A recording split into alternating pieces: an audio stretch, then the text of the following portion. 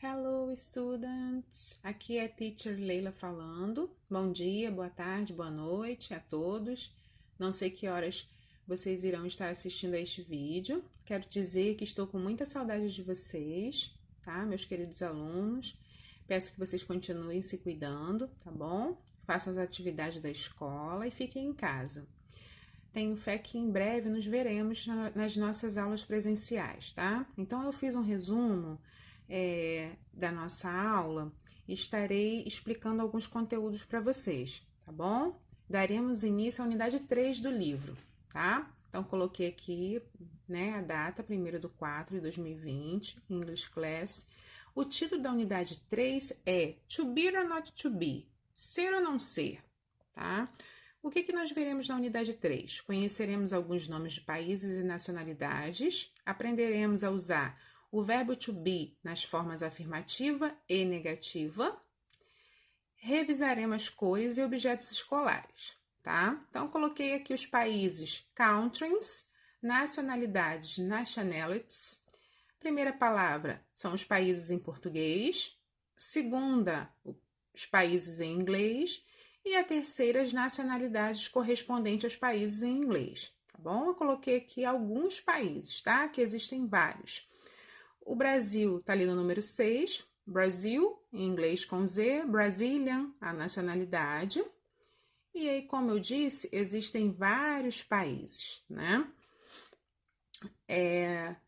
Inglaterra, depois tem Nova Zelândia, Rússia, Suécia, Suíça, Turquia, e tem uma pergunta relacionada a country e nationality, né? Ao país e à nacionalidade. Where are you from? De onde você é? I'm from Brazil. Eu sou do Brasil.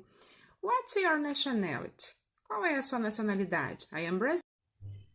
Bem, dando continuidade à explicação da unidade 3, né, do nosso livro, nós temos aí o verbo to be. O verbo to be significa ser ou estar na língua inglesa e ele se conjuga em am, is e are no presente. E aí eu coloquei aqui para vocês um quadro mostrando os pronomes pessoais junto ao verbo to be, né? O verbo to be aqui distribuído ao lado dos pronomes pessoais, né? Como eu disse, existem 3 formas do verbo to be: am, is e are, né? Se vocês observarem, né, o is é usado com he, she e it, o are com you, o we e they, e com o pronome eu, am. Então, apenas com o pronome eu uso o verbo to be am, ok? Então, gostaria que vocês observassem o complemento do verbo aqui, no singular, e o restante no plural, né? Observando também que nos 3 últimos pronomes eu não uso o artigo, né? O artigo indefinido a, ele não vai para o plural, ele não é usado no plural, tá? Aqui mais embaixo, eu coloquei um quadro da forma normal, do verbo to be no simple present, e da forma contraída, conhecido também como forma abreviada, tá?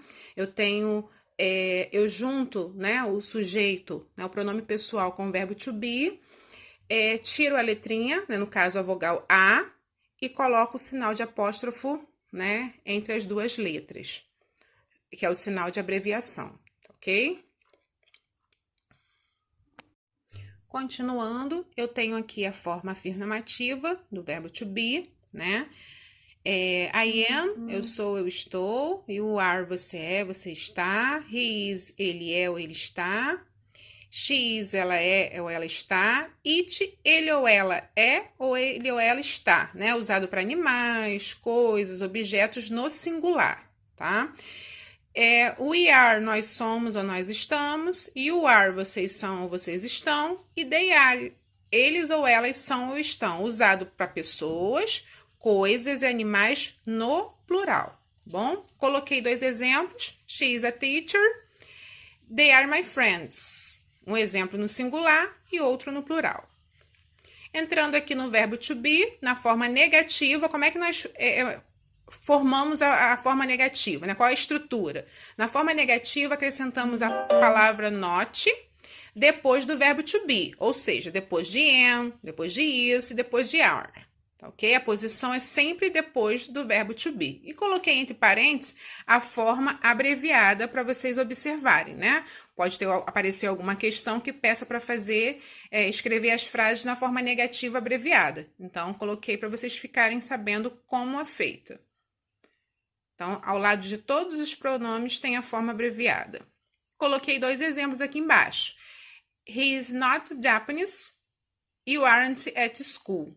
Também um exemplo no singular e um no plural. Aí coloquei, para finalizar essa parte da forma negativa, um quadro bem bonito, bem claro, né? De uma forma bem clara, de uma forma sem contração, né? Sem estar abreviada, e outra forma contraída. Contraída e abreviada é a mesma coisa, tá? Então, coloquei a distribuição dos pronomes pessoais junto ao verbo to be, tá bom? E para a gente revisar, eu coloquei aqui as cores, né, em inglês e português. Red, vermelho. Orange, cor de laranja. Yellow, amarelo. Green, verde. Blue, azul. Purple, roxo. Pink, cor de rosa. White, branco. Gray, cinza. Black, preto. Brown, castanho, né, ou marrom.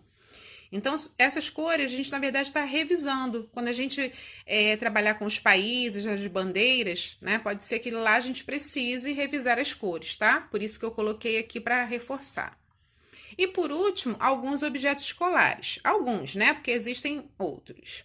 Aí, coloquei aqui school objects, board, quadro ou mural, blackboard, quadro negro, razor, apagador ou borracha, pencil, lápis, pen, caneta, pencil case, estojo, mechanical pencil, lapiseira, notebook, caderno, book, livro, sharpener, apontador, backpack, mochila e ruler, régua. Então, como eu disse, aqui só tem alguns objetos escolares, tá? Existem outros, né? Existem os objetos escolares da sala de aula, como mesa, né?